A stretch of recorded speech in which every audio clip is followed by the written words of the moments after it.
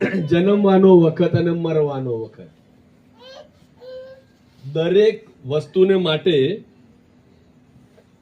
સમય ઠરાવવામાં આવ્યો છે એવું સભા શિક્ષક ઈશ્વરે આપેલા જ્ઞાન પ્રમાણે એ લખ્યું એને. અને પછી શું કહે છે, ત્રીજી કલમમાં કહે છે મારી નાખવાનો વખત ને સાજુ કરવાનો વખત. ત્યાં મારી નાખવાનું એટલે માણસને મારી નાખવાની વાત નથી, પણ બીજી બધી બાબતો એમાં સમાયેલી છે, આપણે એમાં જતા નથી. પછી 9મા અધ્યાયમાં સભા શિક્ષક 5મો અધ્યાય 9મી કલમ, સોરી 9મો અધ્યાય 5મી કલમ એમ કહે છે, જીવતાઓ જાણે છે કે પોતે મરવાના છે, પણ મોયેલા કઈ જાણતા નથી. એ વખતે અનોસભાઈના ત્યાં સંદેશા એવું કીધું હતું કે મરેલાઓ સભાન હોતા નથી, મરેલાઓને કઈ ખબર પડતી નથી, નિશ્ચેતન અવસ્થામાં પડેલા છે, પણ જીવતા રહેનારાઓને બધી જ ખબર પડે છે. તો આપણે આગળ વધીએ છીએ, જે કલમો આપણે વાંચીએ એમાં આગળ વધીએ. 9મો અધ્યાય 5મી કલમ જે કહે છે, જીવતાઓ જાણે છે કે પોતે મરવાના છે, પણ મોયેલા કઈ જાણતા નથી. તેઓને હવે પછી કઈ બદલો મળવાનો નથી. મરી ગયા પછી કોઈ બદલો નથી, હે ને? શું એ? કેમ કે તેમનું સ્મરણ લોપ થઈ ગયું છે, હવે પતી ગયું. સંદીપભાઈનું જીવન પૂરું થઈ ગયું. હવે જે કઈ થશે ન્યાયકાળે પ્રભુ ઈસુ જયારે લેવાને માટે આવશે મંડળીને, ત્યારે જે કઈ બાબતો બનશે એ વખતની વાત છે. આપણે એનો અત્યારે કોઈ વિચાર કરી શકે ને, કોઈ ગેસ કરી શકે ને શું બનશે, પ્રભુ ઈસુના આગમન પછી શું બનશે આપણે શું કહી શકીએ? ના કહી શકીએ. પણ જે જીવતા રહેલાઓ છે તેઓ તો બધું જ જાણે છે. હું જાણું છું કે હું કોઈક દિવસ મરવાનો છું, તમે પણ જાણો છો કે તમે ક્યારેક તો મરવાના છે. ક્યારે મરવાના છે એ ખબર નથી, પણ આપણે એક દિવસ મરવાના છે. તો 3 બાબતો આપણે જોઈએ, શારીરિક મરણ, આત્મિક મરણ અને અનંતકાળિક મરણ. તો ગીત શાસ્ત્ર 115 અને 17 એમ કહે છે, મોયેલા તથા જેઓ કબરમાં ઉતરનારા તેઓમાંનું કોઈ યાહની સ્તુતિ કરવાનું નથી. તો સ્તુતિ કોણ કરે? જે જીવતા છે, જેનામાં જીવ છે. મરેલાઓમાંનું અને કબરમાં રહેલાનું કોઈ યહોવાની સ્તુતિ કરે એવું સ્પષ્ટ દાઉદ ભક્ત કહે છે. કેમ એવું કીધું? તો સભા શિક્ષક કીધું એ જેને આગળ વધાર્યું. જીવતાઓ જાણે છે કે પોતે મરવાના છે, તો મરતા અગાઉ ઈશ્વરની સ્તુતિ કરવી, મરતા અગાઉ ઈશ્વરના વચનો વાંચવા, મરતા અગાઉ પ્રાર્થનાઓ કરી, મરતા અગાઉ આપણે મંડળીની સંગતમાં રહેવું. આ બધું જ વણાયેલું છે.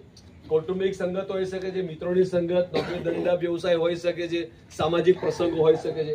પણ બાઇબલ આપણને કંઈક જુદું જ કહે છે. તો મરણ કેમ? આપણે વિચાર કરીએ, મરણ કેમ આવે છે?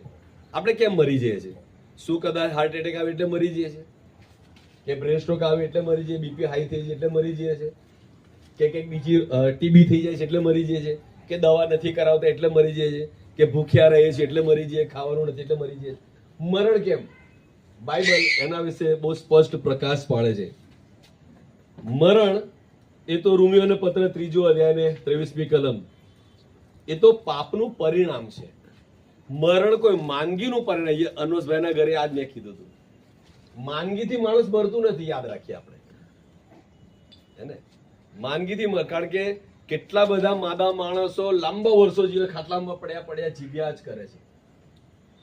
માંદગીથી મરણો આવતા નથી, પણ એનું પાપનું પરિણામ મરણ છે. કારણ કે ઉત્પત્તિનું પુસ્તક અને 2 અધ્યાય ને 17મી કલમમાં ઈશ્વરે આદમને આજ્ઞા આપી કે આ વાડીમાંના બધા વૃક્ષના પણ ખાજે, પણ વાડીની વચ્ચેમાંના ભલું બુણનું જણાવનાર વૃક્ષનું પણ ખાઈશ તો મરશે જ મરશે. અને સ્ટોરી આગળ વધી 3 અધ્યાયની 6મી કલમમાં હવાએ જોયું કે ફળ જોવામાં સુંદર, હે ને, ખાવાને વાસ્તે ઈચ્છવા જો જ્ઞાન આપવા વર્ધક છે, અને એને તોડીને ખાધું, અને એની પાસે એનો પતિ હતો એને પણ આપ્યું, અને પછી ઈશ્વરે શ્રાપ આપ્યો અને મરણનો પ્રવેશ થયો. તો મરણ કેમ છે? મરણ એ પાપને કારણે છે. રોમીયોને પત્ર અને 5મો અધ્યાય અને 12મી કલમ કહે છે, એક માણસથી જગતમાં પાપ પેઠું. કોઈ મોટા ટોળાથી પાપ નથી પેઠું, કે કોઈ જૂથે પાપ નથી કર્યું. વ્યક્તિગત પાપ. અહીંયા આપણે પણ વ્યક્તિગત પાપ છે. મારું વ્યક્તિગત પાપ, તમારા દરેકનું વ્યક્તિગત પાપ. તો એક માણસથી જગતમાં પાપ પેઠું. ઉત્પત્તિ 2:17 મરશે જ મરશે. મનાઈ, નિષેધ, ના પાડવી, રોકવું. આદમને રોક્યો તો આવું કરતો નહીં. આપણને પણ એ કલમ 17મી કલમ આપણને આજે રોકે છે. આદમે તો કરી નાખ્યું પણ તમે પણ કરતા નહીં. પણ આપણે આદમના પાપને લઈને ચાલ્યા જ કરીએ છીએ. આદમે તો પાપ કર્યું. ઘણા બધા એવું કહે છે કે આદમે હવાએ ફળ ના ખાધું તો આજે આપણને ના કરે. પણ હવાએ તો ખાધું જ ખાધું. તમે વાંચ્યું, તમે કેમ ફળ ખાવ છો? હવાએ તો ખાધું જ ખાધું, જવા દો એની વાંચી તો મરી ગઈ. હજારો વર્ષો વીતી ગયા. એ વાંચ્યા પછી હું કેમ ફળ ખાઉં છું? હું કેમ જુઠ્ઠું બોલું છું? હું કેમ ચોરી કરું છું? હું કેમ ઈશ્વરને સન્માન નથી આપતો? હું કેમ વિશ્રામ પવિત્ર નથી પાડતો? હું કેમ મારા પડોશીને પ્રેમ નથી કરતો? હું કેમ મારા દેવનું નામ પૂરા અંતઃકરણથી નથી લેતો? જે 10 ને 2 આજ્ઞાઓ નવા કરારમાં આપી છે, 12 આજ્ઞાઓ, હું કેમ નથી? હું કેમ પાપ કરું છું? વાલા ભાઈ બહેનો, મરણને માટે ઈશ્વર આપણને બહુ સ્પષ્ટ જણાવે છે. અને 3 અધ્યાય 6 કલમ, હવાએ ફળ તોડીને ખાધું, આદમને આપ્યું. એટલે ઈશ્વરની આજ્ઞાનો ભંગ કર્યો, એનું ઉલ્લંઘન કર્યું અને બળવો કર્યો. તમે મને નાક પાડનાર કોણ? હું મારી પ્રેરક બુદ્ધિ પ્રમાણે આવું કરીશ જ. કારણ કે ઈશ્વરે પ્રેરક બુદ્ધિ આપી હતી. બરાબર. ઘણા બધા દલીલ કરે છે ફળ એ વૃક્ષ ના જ મૂક્યું હોત તો હવાએ ના જ ખાધું હોત તો એવું દલીલ આપણે કરી શકીએ. તો શું કર્યું એને? ઈશ્વરની આજ્ઞાનો ભંગ કર્યો, ઉલ્લંઘન કર્યું અને બળવો કર્યો. ઓકે, તો મરણ સમયે સ્થિતિ કેવી હોય છે? મરણ સમયે સ્થિતિ કેવી હોય છે? તો પહેલું રાજા 2 અધ્યાય 10મી કલમમાં કે દાઉદ પોતાના પિતરોની સાથે ઊંઘી ગયો. પહેલો રાજા 11:43મી કલમ કે છે કે સુલેમાન પોતાના પિતરોની સાથે ઊંઘી ગયો. આગળ 16મો અધ્યાય ને કલમ હું ભૂલી ગયો. પહેલો રાજા કે જે બાસા મરી ગયો ને ઊંઘી ગયો. યરોબામ પોતાના પિતરોની સાથે ઊંઘી ગયો. અને નવા કરારમાં યોહાનની સુવાર્તા 11મો અધ્યાય 11મી કલમમાં પ્રભુ ઈસુ કહે છે કે આપણો ભાઈ લાજરસ ઊંઘી ગયો. એટલે જૂનો કરાર ને નવો કરાર એ મરણને ઊંડી ઊંઘ, બરાબર, લાંબા સમયની. આપણી ઊંઘ કેટલી છે? 8 કલાકની આપણી ઊંઘ છે. રાત્રે આપણે ઊંઘે ને સવારે, એટલે આપણી પાટલી ઊંઘ છે. અને દિવસના બીજા ભાગના આપણા બીજા કાર્યો છે. અને એથી કરીને યોહાન કહે છે કે એ ગાઢ નિંદ્રામાં છે. પ્રભુ ઈસુ ખ્રિસ્તે કીધું કે લાજરસ ગાઢ નિંદ્રામાં છે, પણ એનો સીધો ઉલ્લેખ મરણ સાથે હતો. પણ એ ઊંઘની સાથે કેમ સરખાવ્યું એ આપણે આગળ જોઈશું. તો મરણ પામેલાને કોઈ સભાનતા હોતે. સભાનતા એટલે લાગણી. આપણે સ્વાભાવિક તો લાગણી, આપણને દુઃખ લાગે, લાગણીમાં દુઃખ, ગુસ્સો, શોક, ઘણું બધું આવે. તો કે છે કે મરેલાઓને કોઈ સભાનતા એટલે કે લાગણી હોતી નથી, અને મરેલાઓને કોઈ જ્ઞાન હોતું નથી. જ્ઞાન એટલે પીડા. મને જ્ઞાન થાય, મને કાંટો વાગે તો મને ઈથી મારું જે નાનું મગજ છે એ જ્ઞાન આપે કે પગમાં કાંટો વાગ્યો છે કે કોઈ બીજી જગ્યાએ આપણને ખંજવાળ આવે તો ખબર પડે કે ક્યાં ખંજવાળ આવી છે. આંખમાં કચરું ગયું હોય તો ખબર પડે આંખમાં જ કચરું ગયું છે, હે ને? એટલે જ્ઞાન, એટલે મરેલાને જ્ઞાન નથી હોતું એટલે પીડા નથી હોતી, અને મરેલા સભાન નથી હોતા એટલે કે એને લાગણી હોતી નથી. ભલા ભાઈ બહેનો, મરણ એક ટ્રાન્ઝિશન છે, સંક્રમણ. સંક્રમણ એટલે ગુજરાતીમાં આપણે કે જોડાવું, સંક્રમિત થવું. એનો દાખલો કોરોનાથી આપીશ. કોઈ કોરોના દર્દી આપણને મળે તો આપણે એની જોડે જોડાઈ જઈએ, આપણે સંક્રમિત થઈએ. એટલે એની સાથે જોડાઈને આપણે પણ કોરોનાના દર્દી બની જઈએ. એટલે મરણ એ એક સંક્રમણ છે, ટ્રાન્ઝિશન છે, પણ અંત નથી. મરણ એ અંત નથી. પ્રભુ ઈસુ પર વિશ્વાસ કરનારા માટે મરણ એ અંતિમ અંત, અલ્ટિમેટ એન્ડ, છેવટનો અંત નથી, પણ ભવિષ્યના પુનરુત્થાનને માટેનું વચન છે, જે બીજા કોઈની પાસે નથી. એ મારીને તમારી પાસે છે. ભવિષ્યના અનંત જીવનનું વચન મળેલું છે. કોને? પ્રભુ ઈસુ ખ્રિસ્ત પર વિશ્વાસ કરનારાઓને. અને ત્યાર પછી શું મળેલું છે? પુનરુત્થાનની આશા. પુનરુત્થાન કોના માટે છે? બાઇબલ ન્યાયી અને અન્યાયી બંને માટે પુનરુત્થાનની વાત કરે છે. એવું આપણે માનશો નહીં વિશ્વાસીઓનું પુનરુત્થાન થશે. અવિશ્વાસીઓનું, ન્યાયીઓની સાથે અન્યાયીઓનું, ભલાની સાથે ભૂંડાનું, ખરાબની સાથે સારાનું, બધાનું પુનરુત્થાન થશે. કેવી રીતે થશે? કારણ કે જો બધાનું પુનરુત્થાન ના થાય તો ન્યાય કેવી રીતે થાય? ઈશ્વરે ન્યાયની વાત મૂકી છે એટલે ભૂંડાને બી જીવતા કરવા પડે ને. ખાલી ન્યાયને જીવતા કરે તો ન્યાયની વાત તો ઉડી જાય, છેદ જ ઉડી જાય. તો પ્રભુ વિશે ફરી આવવાની જરૂરત જ નહીં, સીધા આપણને સ્વર્ગમાં લઈ લે. પણ વચ્ચે ન્યાયકાળનો સમય આવે છે.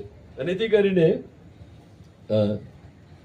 પ્રકટીકરણ 20 ને 13 ની અંદર એ બધી બાબતો જણાવવામાં આવી છે કે બંને માટે ભવિષ્યના પુનરુત્થાનની વાત બાઇબલ કરે છે, ન્યાયી અને અન્યાયીને માટે. હવે પુનરુત્થાન એ શું છે? તો પુનરુત્થાન એ જે મરણ, જે ઊંડી ઊંઘ છે, એમાંથી જાગવાની પળ છે, ક્ષણ છે. પળ એટલે ક્ષણ. પુનરુત્થાન એ ઊંડી ઊંઘમાંથી જાગવાની ક્ષણ છે. સંદીપભાઈ અત્યારે ઊંડી ઊંઘમાં છે, પુનરુત્થાન વખતે એમાંથી જાગશે. પ્રભુ ઈસુએ શારીરિક મરણ માંથી 27 ને 50 એનો અનુભવ કર્યો. પ્રભુ ઈસુએ પણ શારીરિક મરણનો અનુભવ કર્યો. પણ તફાવત છે. કેવો તફાવત છે? આદમ પોતાના પાપને કારણે મરણ પામ્યો અને પ્રભુ ઈસુ ખ્રિસ્ત તો ક્યારે પાપ ન કર્યું, પણ બીજાના પાપને લીધે મરવાનું પસંદ કર્યું પ્રભુ ઈસુએ. હે ને? પ્રભુ ઈસુએ પણ શારીરિક મરણનો અનુભવ કર્યો, પણ તફાવત એ છે કે આદમ એટલે કે માણસનું મરણ એ પાપને કારણે, પણ પ્રભુ ઈસુનું મરણ પાપને કારણે નહીં, પણ બીજાના પાપ પોતાના માથે વરી લઈને મરણને ચૂઝ કર્યું. અને પછી પ્રભુ ઈસુ ખ્રિસ્તે મૃત્યુ અને પાપ ઉપર પોતાનો અધિકાર બતાવ્યો. કેવી રીતે અધિકાર બતાવ્યો? અરે મરણ તારો ડંખ ક્યાં, અરે મરણ તારો જય ક્યાં. 1 કોરિન્થી 15 અને 15. મરણ જયમાં ગરક થઈ ગયું. જે મરણ એ જયમાં, એટલે જય પામ્યા ને, ગરક થઈ જવું એટલે જમીનમાં ખૂંપી જવું, ઊંડા ઉતરી જવું. હવે મરણ છે ને એવું પ્રભુ ઈસુ ખ્રિસ્ત કહેવા માંગે છે. તો જેઓ તારણ નથી પામ્યા તેઓ લોકો માટે મરણ એ ઈશ્વરની તારણની કૃપાળુ જે ઓફર છે, આપણને ઈશ્વર બોલાવે છે, ઓફર આપે છે, એનો અંત છે. કોના માટે? જેઓ જીવતા સુધી, એટલે કે છેલ્લો શ્વાસ લે ત્યાં સુધી તારણના અનુભવ પ્રવેશતા નથી, તેઓને માટે ઈશ્વરે જે અજાયબ કૃપા દર્શાવી છે ને તારણની, એનો એન્ડ આવી જાય છે.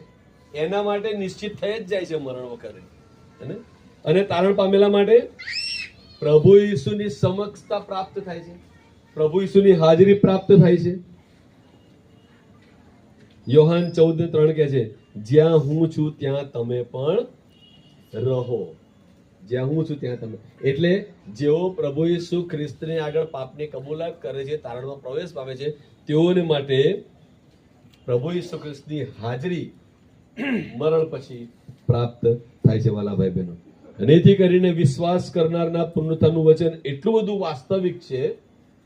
જેઓ વિશ્વાસ કરે છે, હમણાં કીધું એ પ્રમાણે ન્યાયી અને અન્યાયી બંને પુનરુત્થાન પામશે, પણ વિશ્વાસીઓ અને ન્યાયીઓનું પુનરુત્થાન એટલું બધું વાસ્તવિક છે કે જે ખ્રિસ્તી શારીરિક ઊંઘ કહેવામાં આવે છે.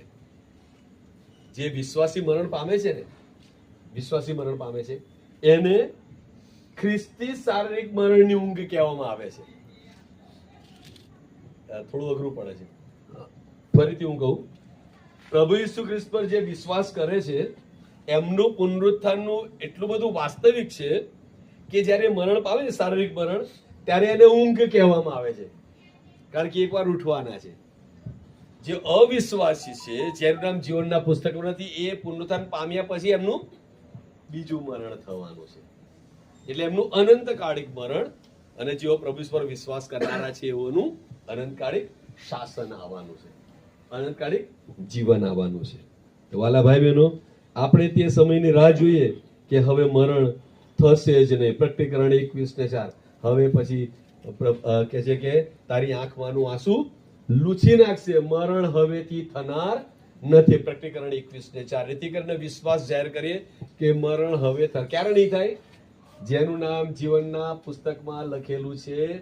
જીવન એમ કે છે મારા બાપના આશીર્વાદ આવો, જે રાજ્ય જગતનો પાયો નાખ્યા અગાઉ તમારા માટે તૈયાર કરેલું છે તેનો વારસો લો, તેઓને માટે બીજું મરણ નથી. અને એથી કરીને આપણે જેઓ જીવતા રહેનારા છે, એ અગાઉ કીધું એ પ્રમાણે મરણ પામેલાઓને કઈ ખબર પડતી આ સંદેશો સંદીપભાઈ માટે છે જ નહીં. એ તો હવે એમનું જીવન દોડ પૂરી કરી, પૃથ્વી પરનું જે કે સેવા કર્યું હતું બધા કાર્યો પૂરા કરી હવે નિરાંતની ઊંઘમાં છે. આ બાબતો મારણ દરેક મરણ જીવતા રહેલાઓને માટે બાઇબલમાંથી વચન રૂપે પ્રાપ્ત થાય છે કે તેઓ એમાંથી શિક્ષણ પ્રાપ્ત કરીને પ્રભુ ઈસુની પાછળ પોતાનું જીવન વ્યતીત કરે, કે જેથી કરીને જ્યારે આપણું પુનરુત્થાન થાય ત્યાર પછી આપણને અનંત કાયમનો ઈશ્વરની સાથેનો સંગાત આપણને પ્રાપ્ત થાય. અને એથી કરીને પ્રભુ આપ સર્વને કૃપા આપે. નિરૂપાબેન, રેવરન્ડ જેક્સન સાહેબ અને જીવી અને પરિવારજનો બધાને પ્રભુ એમનો સ્વર્ગીય દિલાસો આપે. દિવસો પસાર થાય, દુઃખ ભૂલાતું જાય, પણ તમારા જે સેવાઓ છે, તમારા જે કાર્યો છે, તમારી જે જીવનની દોડ છે, એ પ્રભુ કૃપામાં તમે આગળ વધારો અને પ્રભુ તમારી હંમેશા સાથે રહેશે. આમીન.